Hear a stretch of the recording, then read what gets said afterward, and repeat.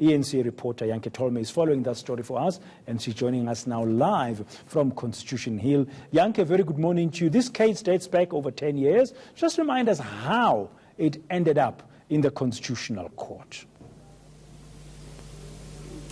Well, Dan, as you've mentioned, this case dealt with allegations that the statements made by Masuku's about 10 years ago that was directed at Jewish students as well as Jewish families constituted hate speech under Provision 10 of the Equality Act. Now, the Human Rights Commission took up that matter and took it to the Equality Court sitting in the High Court, and that court ruled that it did in fact constitute hate speech. But that matter was then taken to the Supreme Court of Appeal, where the SCA ruled that it was in fact only political speech and that it enjoyed freedom of expression under the Constitution's Section 16.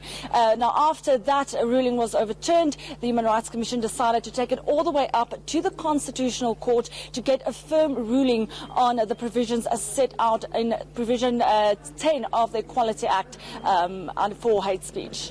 Now, why is this case so important when it comes to hate speech? I mean, we've seen several other cases recently.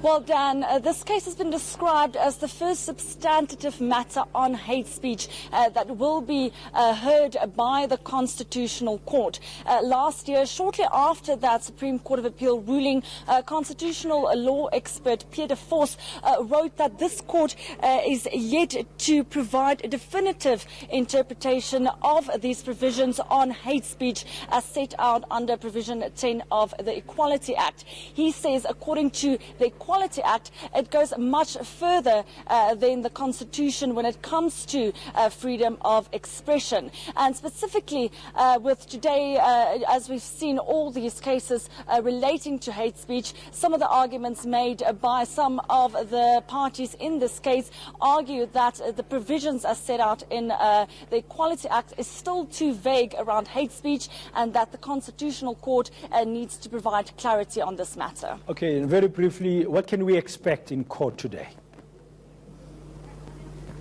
Well, I do expect it to run for quite some time. Apart from the applicant and the respondent in this matter, there is at least 6 amicus curiae that is expected to argue their case. It includes the Nelson Mandela Foundation, the Freedom of Expression Institute, as well as Media Monitoring Africa.